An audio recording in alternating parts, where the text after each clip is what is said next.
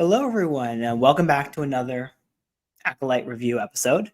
I'm Khalil, and I'm joined by Shayla Brown as always. Every time we talk about Star Wars, how are you doing? I'm doing good. So, two big episodes, since the last time we spoke. I think Yeah. we're just gonna kind of do the two-episode thing. I don't know. It works better, honestly. These episodes are too short. Yeah.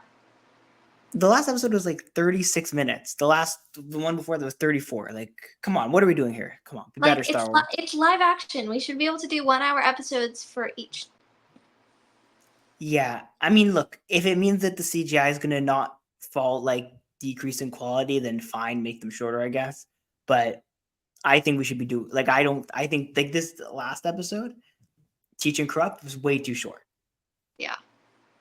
I felt like I was just like it feels like there's not gonna be enough time to properly explore the story in this world, right? Yeah. And we've got 2 episodes left in the season, so I feel like now we should be taking our time with it because we're getting so late into the season. I don't know. Yeah, I will say the next two episodes need to be 40 minutes plus. Yeah, I agree. We can't be more of these like 30-minute episodes. Yeah. That's not acceptable at this point. Yeah. Now, I do want to address something. I don't know if you've seen some of the stuff, but there's been a lot of hate toward the show still. I don't know if that's kind of reached you in the I'm sure I've seen it, and I try not to look too deep into it because it's usually stupid shit. See, I've had people come up to me and say it sucks. So, I mean, I know because I've had that kind of those kind of people. So, I do want to talk about that a little bit. And I want to ask you, like, what do you define as good Star Wars? Because I think we've had this conversation before, but it just keeps coming. This isn't good Star Wars. So I just want to like, what is your view? What is good Star Wars? Um, I like the analogy of Star Wars as a pizza, even though I don't like pizza, but like let's just say because everyone likes pizza, Star Wars is a pizza and there's always going to be a part that someone enjoys and parts that other people don't. And that's the beauty of pizza is that most people like it. But like I feel like to me good Star Wars is whatever speaks to me personally and whatever like I can personally connect with. And what I'm going to connect with isn't necessarily going to be what someone else is going to connect with and what someone else would define as peak Star Wars or good Star Wars.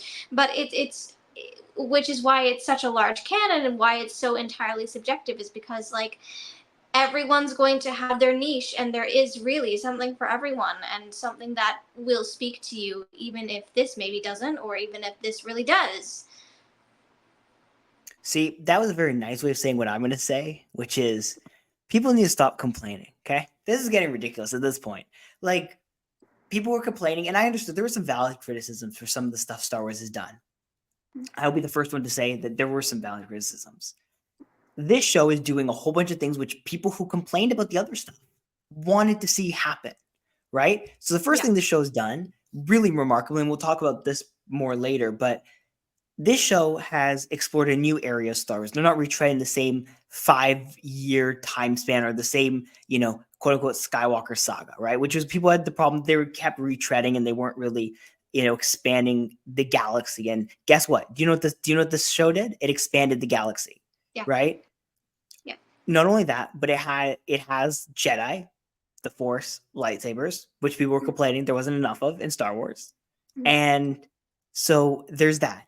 And on top of that, again, they're just telling a story with a new compelling villain. Again, something people have been asking for, a compelling villain who wasn't just like, again, a retread of old characters. Mhm. Mhm. That's what they've done.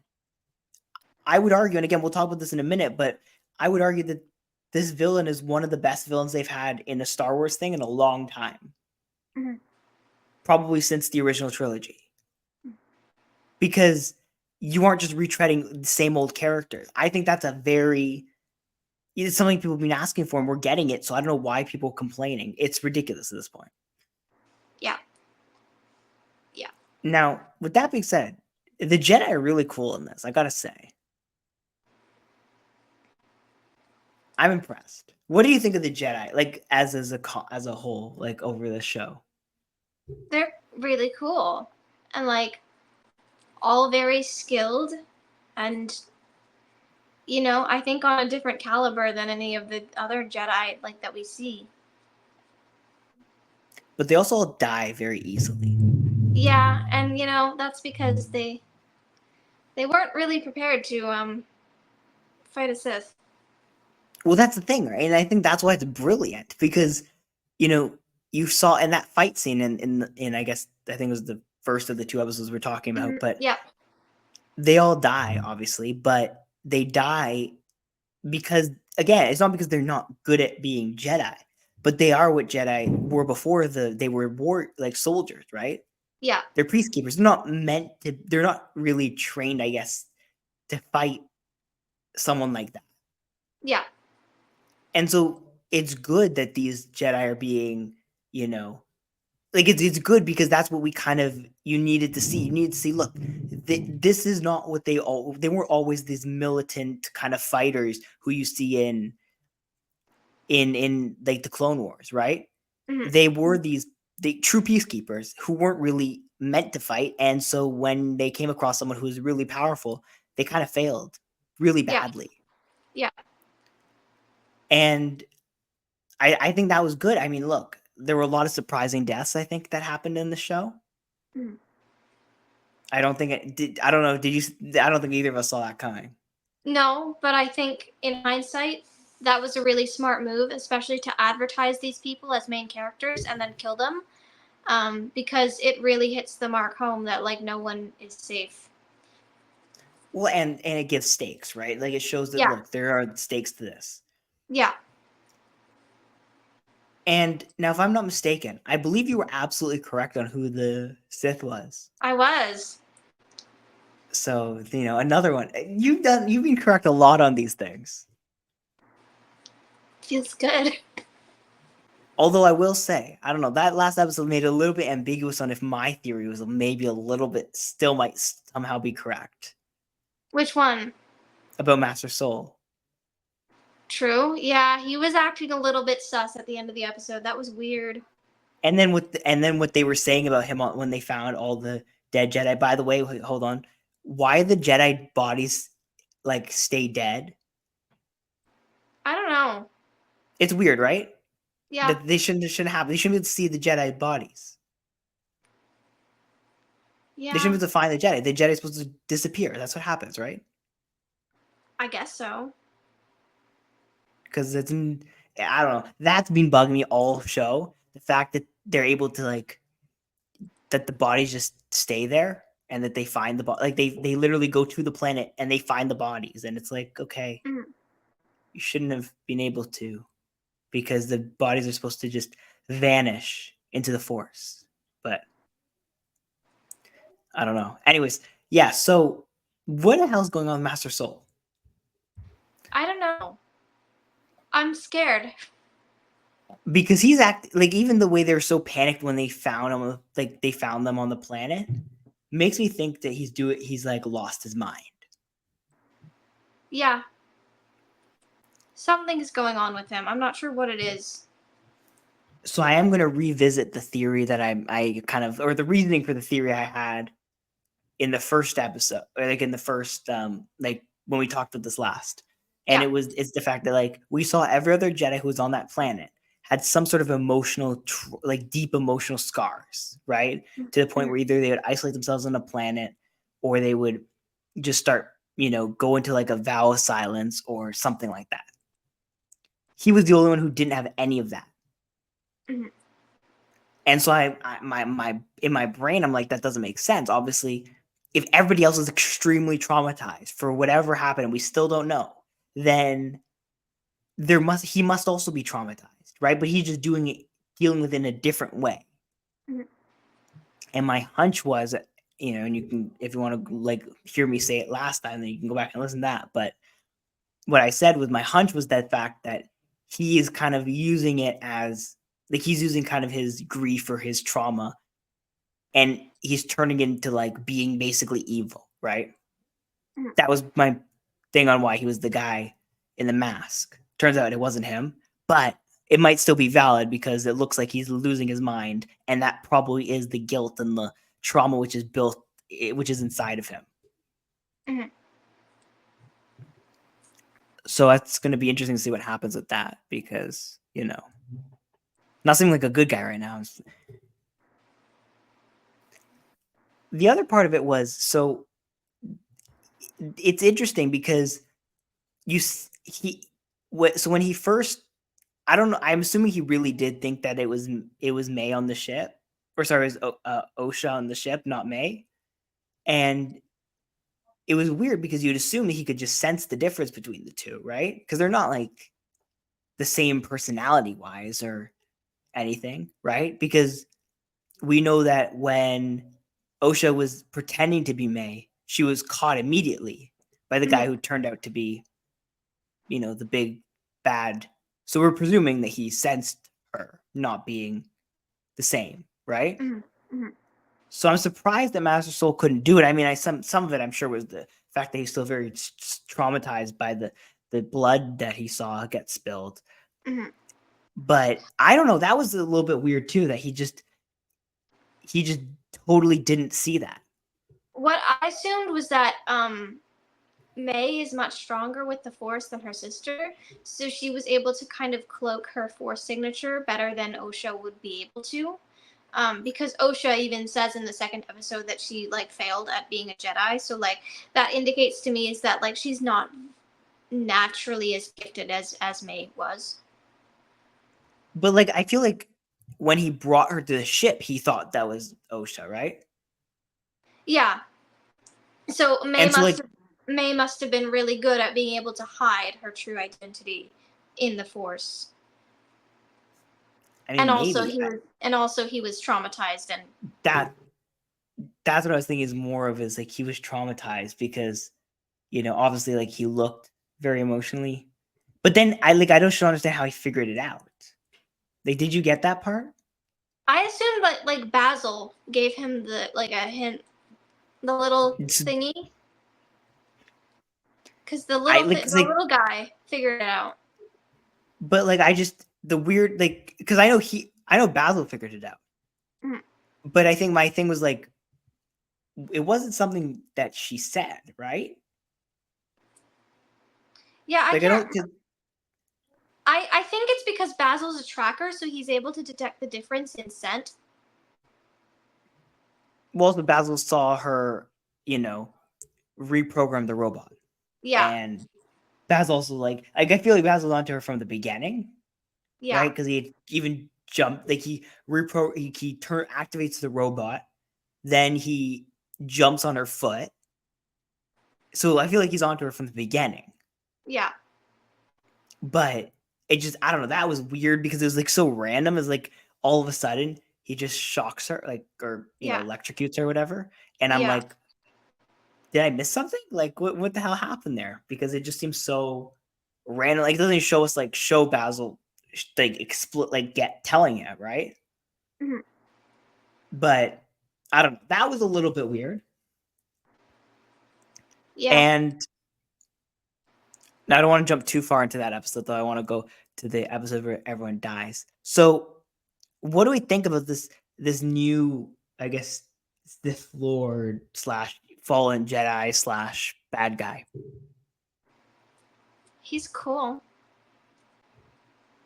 Does that helmet that he have, was that the same material that we saw in Thrawn Alliances? I think so.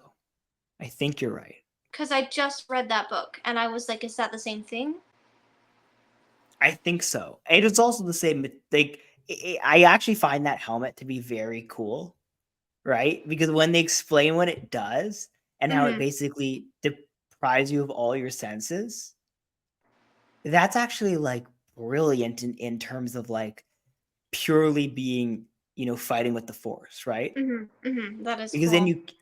then you can't rely on sound, sight, any of that, right? Right. You can only rely on the Force, and I think that must strengthen your relationship with the Force so much, right? Because it is like those the headpieces that they wear as you know, as younglings and when they're training, right? So I think that's brilliant on his part, because I feel like that's probably the best way to, like, if you're like, not a great force user, probably a great way to become a very strong force user because you rely on it so much. Hmm. And if you're a strong force user, obviously you got to use the force Hmm. in a more effective, like you got to rely more on that instead of your other senses, which could all be mislead. It could mislead you, right? That's Yeah. the whole concept, right? Is the force won't mislead you like that. Yeah. And the fact that he's able to like be so effective in fighting when he can't see or hear or anything is, again, really amazing. Yeah. Because he was really, like, again, he destroyed everyone. Hmm.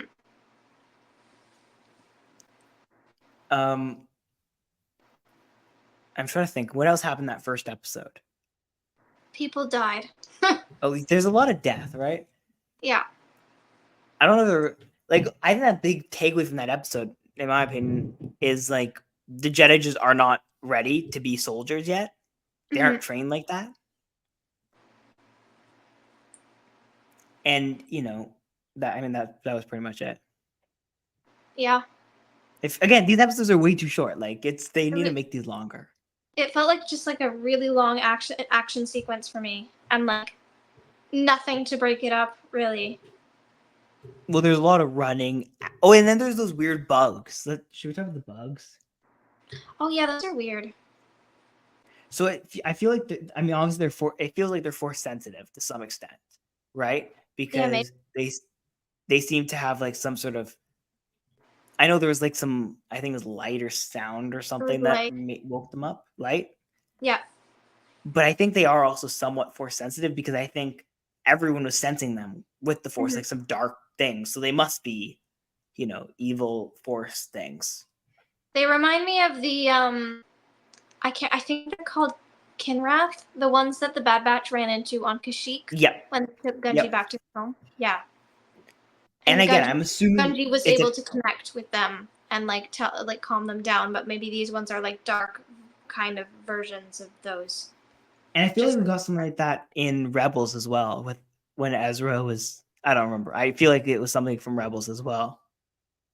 Because they yeah, it made probably was. Ezra like be able to connect with all the different creatures. Mhm. But I liked it because it feels like there's some continuity between, like, forest planets having very similar things, right? Similar types of creatures live on those planets, right? Mhm. So I think it does add somewhat to that by having these similarities, right? They're not the same, obviously, but they're similar, and that's what you would expect in the same kind of environment, the same kind of creatures to develop. Mhm. Again, not exactly the same, but similar in terms of what they are and all that. Yeah. I think the other interesting thing was, despite the fact that it was that episode felt like a very long action, it really was a very long action scene. I feel like they did do a little bit to develop the characters, like May and Osha, Mhm. Mhm. just through their own relationship, right? Because I don't think we really know how they actually feel about each other. Mhm. You know what I mean? Like, And I don't, because like, I don't even think we actually know which one of them's the bad guy anymore. well, that was that. So I was getting to, is like, we don't really know where, like, who is gonna get that, basically, who's gonna be the bad guy in this, because we don't even know whose fault it really was, or who's responsible for them having to leave their home planet in the first place, Mhm. right? Mhm. Because now it's a little bit more murky, because I think we kind of speculate on this, and I think I feel more confident in the fact that the fire was not the thing that, you know Killed them. forced them to leave, right? Mhm.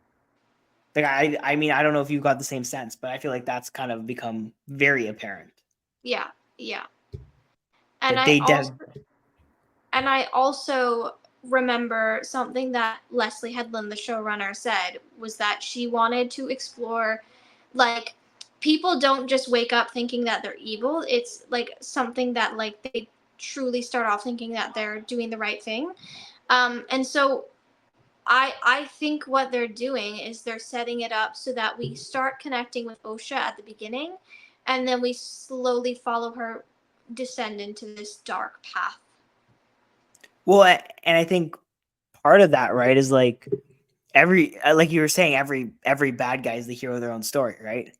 And so even if they are perceived as bad, I think sometimes you don't get like there's some bad guys, and this happens in all sorts of fiction generally, not just in Star Wars or just in movies and TV shows, but there are these characters who are just evil for the sake of being evil because it's just easy to tell a narrative story if someone's just the bad guy who you hate.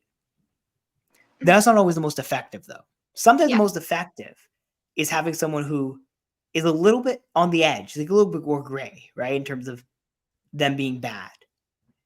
Because seeing that person, like being able to understand why that person becomes the way they do, is sometimes a more effective way to make them scary and menacing than just having someone who's just pure bad.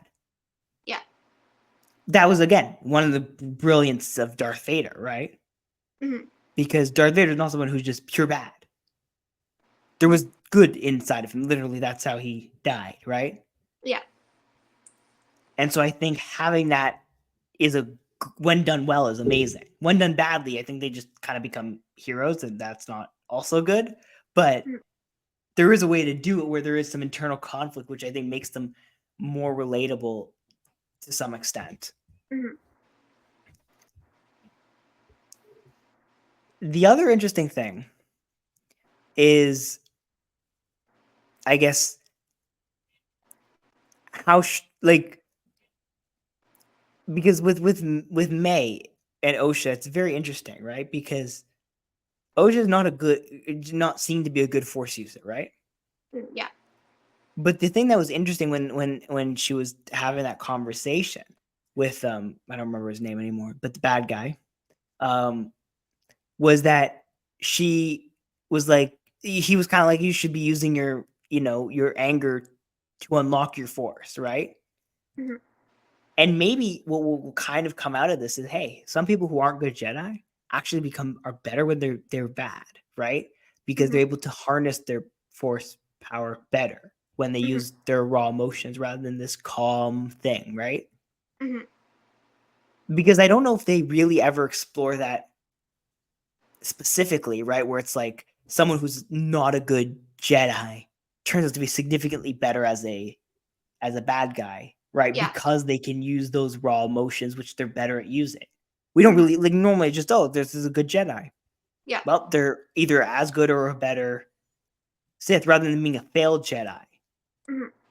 Right? And so I think that's an interesting thing as well, which is how much of it is, how much of it is the emotions make some people stronger versus how many times do you need those emotions to even unlock anything, right?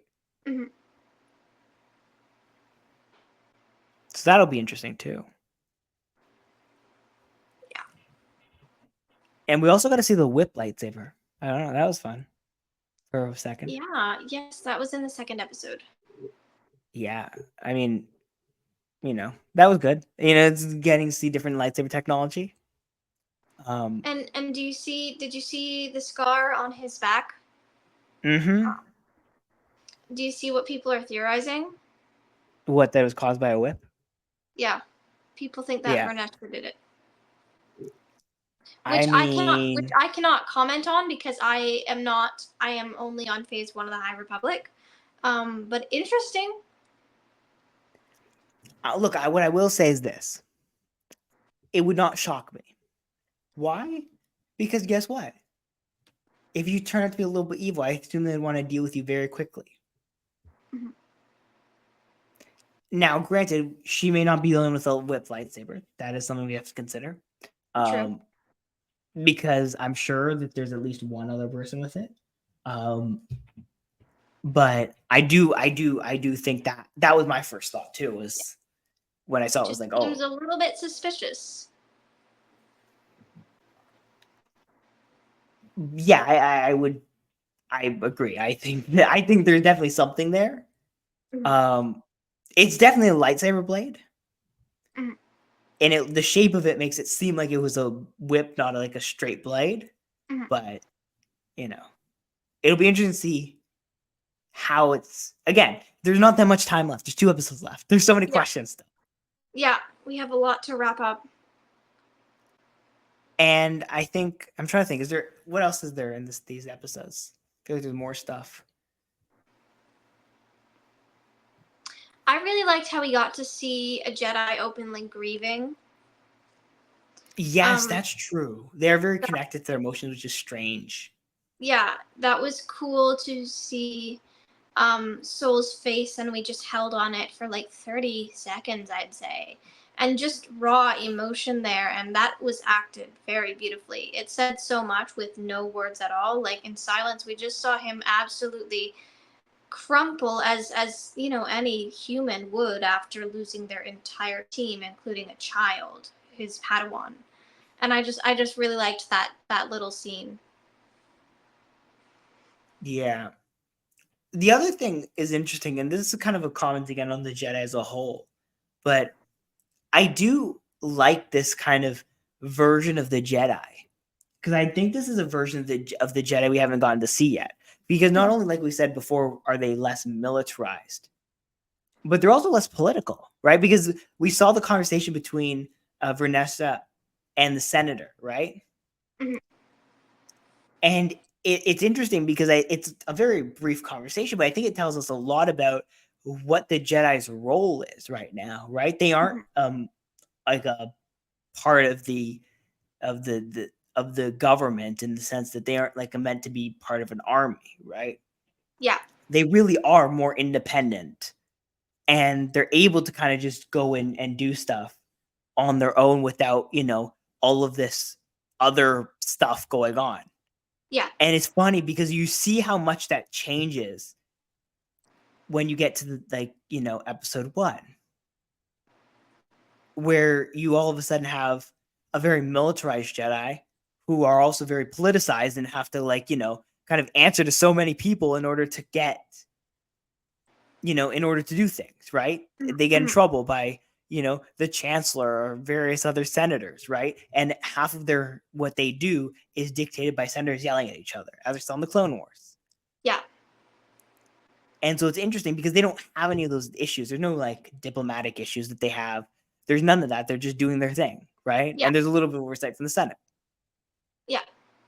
And so again, it's very interesting to see that very, important change because that obviously explains half of the story, right? Is that they were never they were never militarized No. until the Clone Wars, right? And Yeah. that's what led to their downfall was this hyper militarization of them. Yeah. But again, it's very fascinating to see the big the difference because it just shows that this is a very unique show in the sense that it isn't Star Wars as we know it, but Mhm. it's Star Wars kind of before we know it. And it shows, and I think it'll be exciting because I think they're gonna do some really good stuff. I mean, they've been doing some good stuff in the books, but they're gonna do some even better stuff. I think with the live action content as they kind of unroll and unravel some of this and show that kind of slow moving toward what they end up being as these like soldiers, right? Where they have to because as we know, I think it's in the Clone Wars where they kind of say, or maybe it's in episode 2 or something where they say they had to shorten um their training process, right? Like they have Jedi Knights have Padawans who go in to fight rather than just masters, right? Yeah. And they kind of had I mean, to the only reason Anakin was made a knight at the time was because of the Clone Wars. rule. That's the thing. And the only reason I think it's the only reason he's allowed to have Ahsoka as a Padawan as well, right? Yeah. Yeah. Because he had her as a Padawan right when he Because became a knight. yeah, because knights or Padawans were being fast tracked to being knights to make more generals in the war, and they Right. needed more people in the war, so they made younglings Padawans and gave them to knights. Rather than having this slow process kind of learning and growth and kind of slowly becoming a Jedi, right? Like you know what I mean? Like there was this process which took a long time And then all of a sudden they truncate it, and you start to see that, right? Where it's like, well, why was this not necessary at this point? Well, there's so much peace, basically, Yeah. that there was no need for it, right? Yeah, yeah. And Obi-Wan was still a Padawan well past Anakin's age. Oh yeah, he was Padawan from before episode 1 to basically, I think the end of episode 1 would have probably been when he. Yeah, and he was like 25. Well, that's the thing, and he started young, right? So because I think he started really young, Yeah, as most yeah. Jedi do. That's the other interesting thing, actually. I want to jump backwards a little bit, but it feels like there's a lot of older Jedi in the show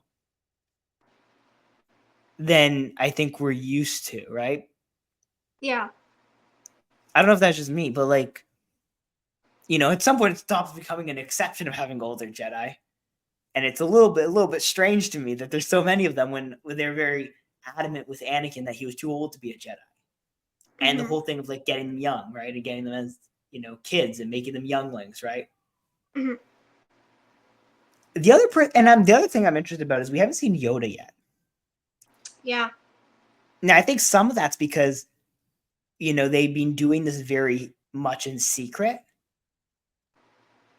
And they've kind of just been, they kind of been hiding what they're doing because they don't want to attract attention or they don't want to scare people unnecessarily. Yeah. But it's been interesting that like the very select number of Jedi who've been involved in this. Yeah. And they even said, like, we want to keep this away from the High Council. Like, we do not want them to know about this. Right, which I think is, again, going to be very interesting to see how that unfolds, and will we get to see the High Council, and will there be a bunch of, because I assume there will be a bunch of just cameos on that High Council, because, a lot of them have been around and will stay around, right? Yeah. So I think that'll be another interesting thing, because presumably these are like second tier Jedi almost, where they aren't, and which again explains some of the reason for them not being able to win, or not being able to really play much of a threat against the Sith or the bad guy. Now, what do we think about the rationale for kind of this the fallen Jedi thing? Do we accept the fact that he was probably a Jedi who was like? Do we think he turned evil? What do we think happened there? Yeah, I definitely think he was a Jedi before. And how do you think he kind of became evil? Like, what do you think happened? I'm not sure. It's hard to say because we know so little about him. I feel like someone, like, he must have had some sort of like evil master, right? I don't think he would have just done this on his own, unless I'm like I don't know. What do you think? Do you think I'm off base on that? Well, maybe, but we also saw that Ben Solo had, Luke as a master, and he still. But he had Snoke kind of whispering in his ear. Yeah, so maybe it's kind of a similar situation. I don't know. I'm just curious because it feels very odd. Like, he doesn't go into much detail on that part of it, and I assume because the other interesting thing he says, and I don't know if you caught this, but he says, he wants the power of 2. Now I don't know if that sounds familiar to you. It sounds like something but I can't place from where. So it sounds like some of the witches were chanting at the beginning, right? The power of 1, the power of 2, the power of many. Yes, right. It's also, I don't know if you know this, but it's also just happens to be, there's this thing, I don't know if you know this, it's called the rule of 2, which is the rule kind of with the Sith, which is there can only be 2, a master and an apprentice, because otherwise there's like a bunch of backstabbing and a whole bunch of terrible stuff that happens, because when they had a whole order of Sith, and technically this is all legend stuff, so it doesn't really count, but when they had the whole order of Sith, there was so much backstabbing and chaos, they realized the only way it could work is if there was one master, one apprentice, the master kills the apprentice, or the apprentice kills the master, they become the master, then they train their own apprentice, right? It just works like that. So it feels like there's kind of a double meaning there. And I think, maybe this idea of needing an apprentice, right? Because you, obviously, like, if it's kind of like you're not fulfilled without an apprentice. Mm-hmm. Maybe that is part of what, he had to kill his master, but then he needed to find an apprentice, right? Mm-hmm. And Mm-hmm. maybe what they're going to do, and it would be a really interesting way to do this, which is say, this is kind of an innate need for someone who's evil is to have an apprentice, right? Mm-hmm. And for that cycle to kind of go on, because that'd be a very interesting way. Instead of it being like, well, there's a choice, it's like, well, no, this is something they need. They need to have a student, right? Yeah. And that desire kind of to have a student will like consume them until they do. Again, it's an interesting potential. I don't know how Yeah. the witches factor into that one, but there is definitely some connection because that wording is very specific. Yeah. I don't know. Do you have any theories? I don't know. I don't know, but you did point out the witches connection, and now I'm just like really thinking like, I don't know. Maybe one of them did survive and train There him. must be. You know what else I just thought of? What? Technically, didn't May actually go through the process of becoming a witch? Yes. I don't think Osha did, but May did. Yeah. Right? Yeah. So there is still technically a witch alive. It's May. Yeah. She could be the last one, to be honest. Again, I don't know if Osha actually finished the process. I don't think she did. No.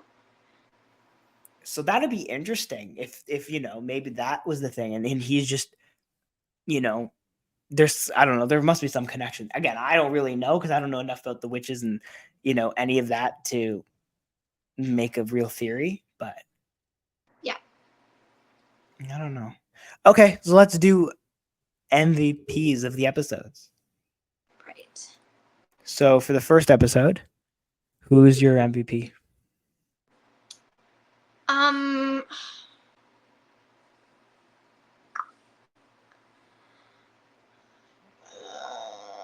Do you have yours?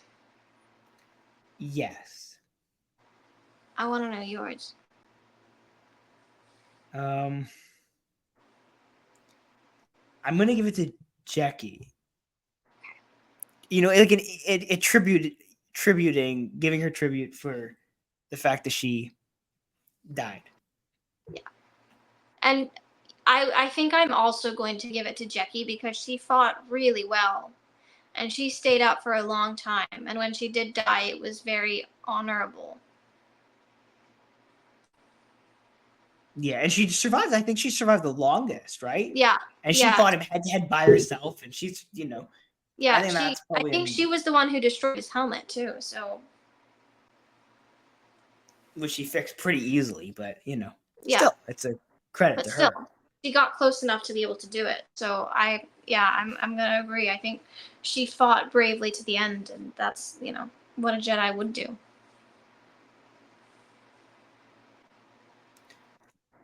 Now, the other thing. So that's next episode. Who's your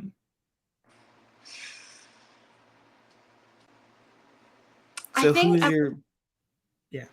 I think I'm gonna give it to Chimere because he's just so fucking creepy and weird and making me uncomfortable, and that's a good thing because it means that Manny Jacinto is doing a great job. I mean, I want to give it to him, but I also want to be different. So, who should I give it to? Huh. You know what? I'm gonna give it to Master Soul. Okay. Actually, no. I'm gonna give it to Osha. Okay. Because I think we're starting to see this real like turn that I don't think any of us expected with her.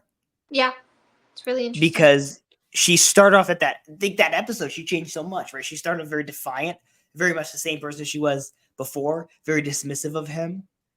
And I think she just slowly, and again, without him doing anything, kind of just slowly started, either embracing the evil or, doing whatever he did, she had her own, Luke moment of strike me down, I'll become more powerful than you could have ever imagined type thing. Mm-hmm. So, I mean, maybe like this is probably her biggest jump of growth in an episode. So I guess I have no issues giving it to her. Okay. So what do you think is going to happen? What do you want to happen in the next episodes? I want a May flashback episode. I wanna see her point of view of what happened on Brendock and like the full story. Because I think Master Soul is gonna tell her. Yeah, I mean he has to at this point, right? Yeah. And how? Okay, so what would be the most disappointing way this could end in your mind? I don't know. I haven't thought that far ahead. Like, is there something where it's like, if this doesn't happen, I'm just going to be really disappointed that the show didn't either answer this question or didn't answer this question in a way I liked?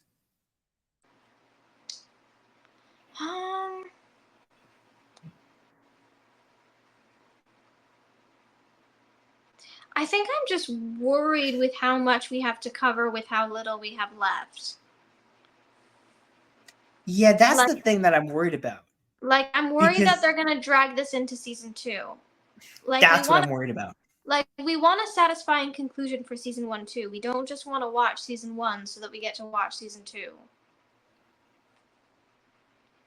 Yeah, like this is the thing. I feel like my hunch is we're not going to get a conclusion to anything about the Sith. Mm-hmm. I don't think we're going to get his origin in the next 2 episodes. We might. No. I don't think we will. Probably not. I don't think he's going to die in the next 2 episodes.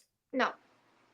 I don't think there's going to be any other major. I mean, maybe Soul. I don't think we're going to. I think my hunch is Soul's not going to really be a factor in the next 2 episodes. Yeah. I think either he's not going to be, or the Sith isn't going to be. Yeah. Because one of them is going to be held for the next season as like, well, let's see what they're up to next season, right? Yeah.